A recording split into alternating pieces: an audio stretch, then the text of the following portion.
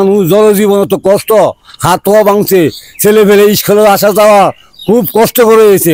রাস্তার কাজ বন্ধ প্রায় 2 বছর যাবত। রাস্তাটা যাতায়াত করতে গিয়া যা একটা হেস্তা নেস্তা মানুষে। আপনারা ভিডিওটা বেশি বেশি শেয়ার করবেন। আপনার শেয়ারের মাধ্যমে যেন প্রশাসনের চোখে পড়ে এবং নতুন করে ওই রাস্তাটির জন্য নতুন করে সংস্কার করা হয়। চলাচলে খুব সমস্যা হয়, রাস্তা ভেঙে একবারে সাইডে চলে যায়। আসসালামু আলাইকুম। দেশ ও দেশের বাড়ি থেকে যারা এই মুহূর্তে ভিডিওটি দেখছেন সকলকে আমার সালাম। আমি আছি এখন একটা অবহেলিত গ্রামে। অবহেলিত গ্রাম কি জন্য বললাম, নরসিংদী রায়পুরা মরজাল ইউনিয়নের চর মরজাল যে 9 নং যে রাস্তাটি রয়েছে, এটি কিন্তু টেন্ডারে এসেছিল প্রায় 3 বছর আগে। অর্ধেক কিছু রাস্তা কাজ করার পরে কিন্তু রাস্তার কাজ বন্ধ প্রায় 2 বছর যাবত। রাস্তা কিন্তু দেখতে পাচ্ছেন কাদা, এবং আরো ভাঙন রয়েছে এই পাশে। প্রতিনিয়ত কিন্তু ভাঙনের কারণে, বৃষ্টির কারণে কিন্তু দুর্ঘটনার শিকার হচ্ছে চরমরজালে এই মানুষ। প্রতিনিয়ত কিন্তু ভাঙন, এখানে গত 2 দিন আগেও ভাঙন ছিল, এলাকাবাসী মিলে মাটি ফালিয়ে কিন্তু কোনো রকম ব্যবস্থা করা হয়েছে।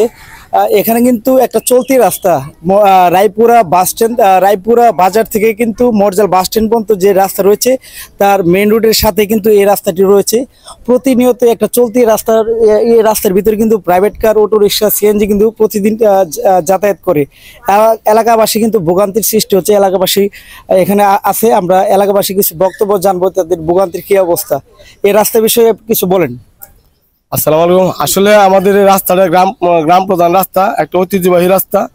হালকা বৃষ্টি হলে এমন রাস্তা যে সৃষ্টি হয় যে চলাচলে খুব সমস্যা হয়, রাস্তা ভেঙে একবারে সাইডে চলে যায়। আমাদের এটা আসলে আরসিসি পিলার করে যদি দেওয়া হতো তাহলে মনে হয় এটা লাস্টিং করতে বেশি। আমি এটা যারা এই কাজে নিয়োজিত তাদের দৃষ্টি আকর্ষণ করছি, আমাদের রাস্তাটাতে ভালোভাবে মেরামত করে দেন, আর গ্রামের চলাচল, মানুষের চলাচলের পথ যাতে সুগম হয়।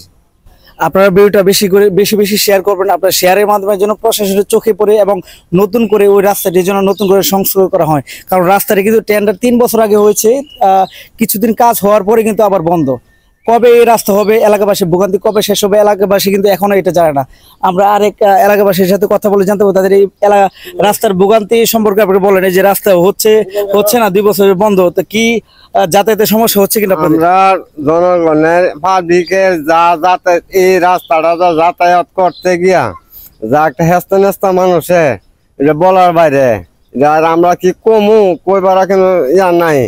দেখেন এই রাস্তাটা হয়ে গেলে আমরা কত একটা চলাফেরা, একটা যাতায়াতের লাগি কত একটা সুখ সুবিধা হইতো। যা একটা কষ্ট মানুষের পাবলিকে, পূজা বিড়াল লয়ে যাওয়া, গাড়ি ঘোড়া লয়ে যাওয়া, সবটারে একটা কষ্ট।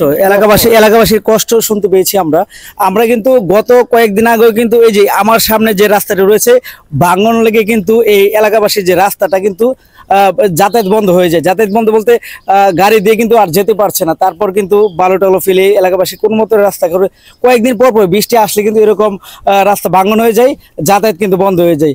আমরা চাই যে খুব দ্রুত যেন আমাদের এই চরমরজাল রাস্তাটি কিন্তু খুব দ্রুত সংস্কার হয় এবং নতুন করে পিলার দিয়ে যে জায়গাগুলো পানি ভাঙন হচ্ছে, পিলার দিয়ে নতুন করে সংস্কার করে পিচের রাস্তা করা হয়। ধন্যবাদ। আমরা দেখতে পাচ্ছি যে এলাকাবাসী কিন্তু এই যে সবজি নিয়ে যাবে বাজারে, পেছনে বলে আরো ভাঙন রয়েছে, অনেক কষ্ট হয়েছে তাদের আসতে।